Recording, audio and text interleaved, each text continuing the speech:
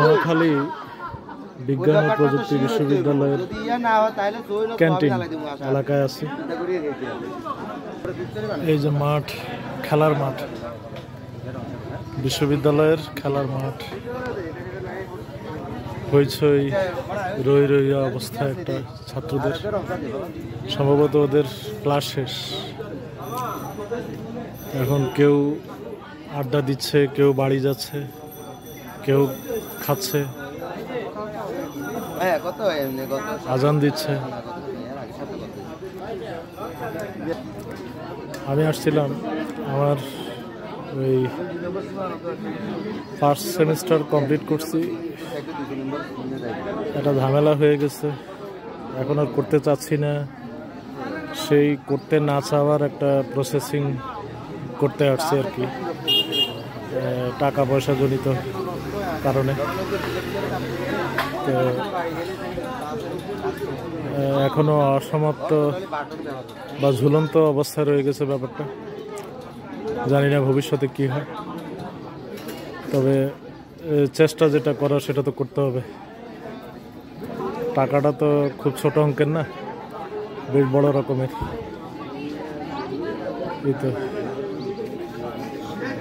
নিরিবিলি একটা শান্ত পরিবেশে, একটা রমরমা অবস্থায়। এখন সময়টা এমন, কিছুক্ষণ পরে হয়তো হালকা হয়ে যাবে, ছেলেদের মেয়েদের পদচারণা কমে যাবে। আমি কাজের একটা অংশ সেরে এদিকে আসছি আর কি, একটু সময় কাটাতে।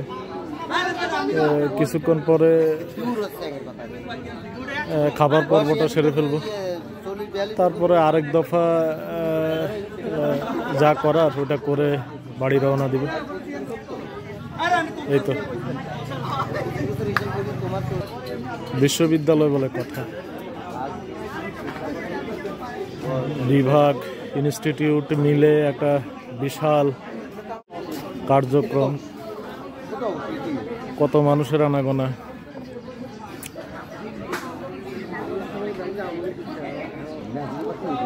বিশ্ববিদ্যালয়ের চেয়ে বড় প্রতিষ্ঠান আর হয় না,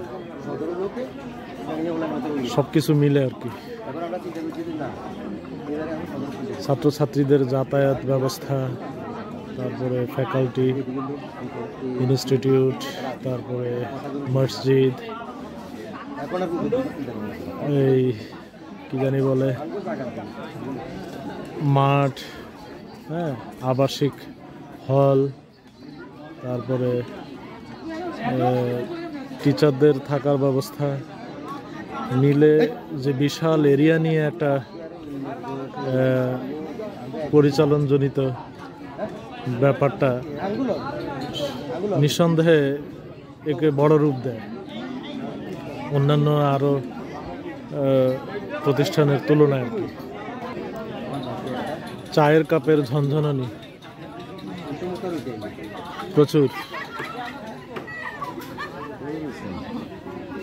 আসলে এক একটা জিনিস এক এক ক্ষেত্রে চাঞ্চল্যকর হয়ে ওঠে মনে, হৃদয়ে।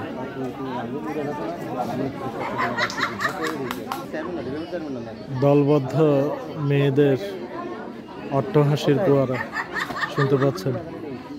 বাবা, কি বিশাল রকমের হাসি! প্রাণ খোলা জায়গা, প্রাণ খোলা অবস্থা।